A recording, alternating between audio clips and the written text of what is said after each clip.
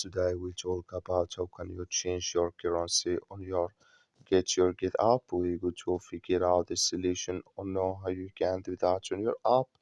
So you just follow this ways, then it's going to work with you. All you have to do inverse, you just go down, you click here on profile down here, just click on it.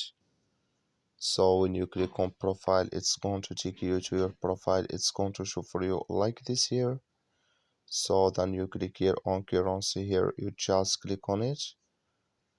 So then it's going to show for you a list like this here. Then here can you change your currency here in this list. So that's all you have to do here to change your currency. That's all. So just follow these ways, then it's going to work with you. Thank you for watching. Don't forget to support us by liking and subscribe.